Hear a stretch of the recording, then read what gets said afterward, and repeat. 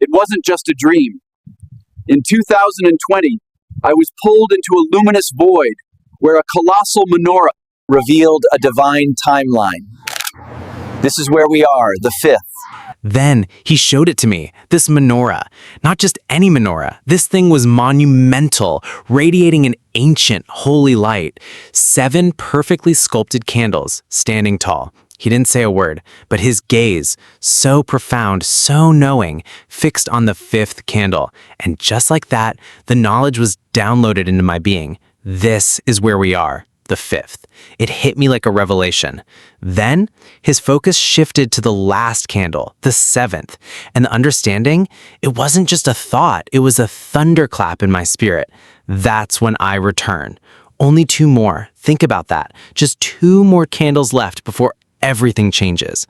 Before I woke up, as if to seal the deal, a specific Bible verse just flashed into my consciousness. Ezekiel 7:3. I jolted awake with it ringing in my mind.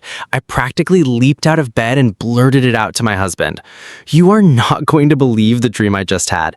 God gave me a sign, a massive one. Okay, so listen up, because when you have a dream from the Almighty, it's not like waking up from some weird pizza nightmare. This thing sticks to your bones. It changes you. I knew deep down in my spirit that this was real. So, still buzzing from the revelation, I basically dragged my husband, Dave, over to the Bible.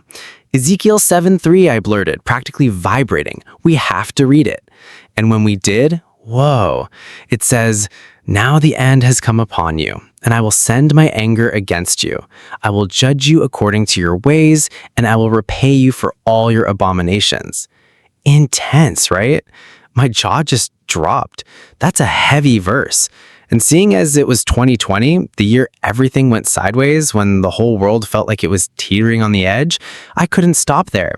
I devoured the entire 7th chapter of Ezekiel. The whole thing just spells out God's judgment on Israel and all the nations.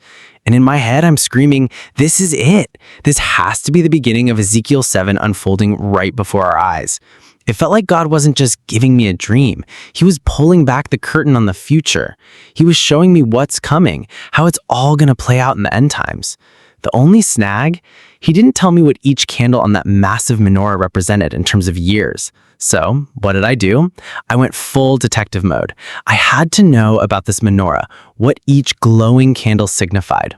And let me tell you, when I looked it up, the information hit me like a ton of bricks. The first 4 candles, already fulfilled, mind blown. But the last 3, the ones that matter right now, those were still waiting. The 5th one, the one he pointed to first, symbolizing where we are, that's the Feast of Trumpets. The 6th candle, that's the Feast of Atonement. And then the 7th, the very last one, the one where he showed me he was coming back, that, my friends, is the Feast of Tabernacles. My brain just exploded. I'd always thought he'd return during the Feast of Trumpets, trumpets blowing, announcing the king. But my dream was crystal clear. Tabernacles. Then, just when I was trying to process all this, something else happened that sent shivers down my spine. I was online watching this channel, and this guy, let's call him Alex, starts talking. And he's dropping bombshells about 2026, saying there won't be a soccer World Cup. But here's the kicker. He says God showed him September, the Feast of Trumpets, as the time he'd return. And then, get this, 7 years later, the Feast of Atonement. My jaw was on the floor. But then he started talking about a menorah.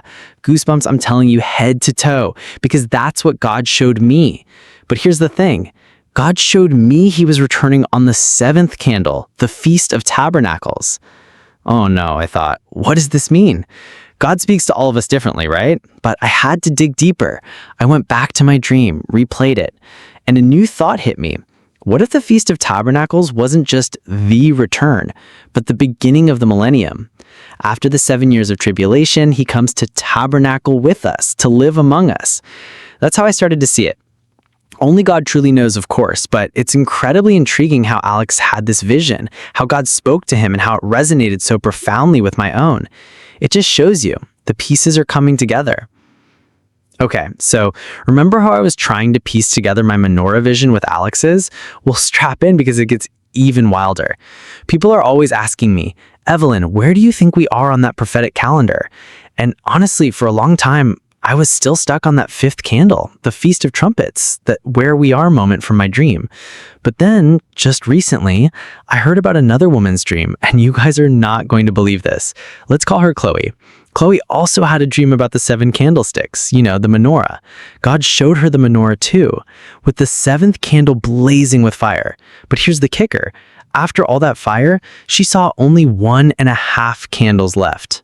1.5. Now my dream was in 2020. Chloe had hers in 2021. So when she's talking about just a half of that 6th candle, the Feast of Atonement, being left, it sends shivers down my spine because that means we are so incredibly close. Think about it. If in 2021 there was only half of the 6th candle left, and now it's 2025, how much is actually left? It means if God's plan is to return after the 7-year tribulation on that 7th candle, the Feast of Tabernacles, then we're practically at the finish line. We're living on fumes, people. And get this, just when I thought my mind couldn't be blown any further, I heard about a third dream. This lady had a dream specifically about the rapture, and guess when it occurred in her vision? The Feast of Tabernacles, the exact same time God showed me he would return on the 7th candle. It's like these dreams are echoing each other, confirming what I was shown.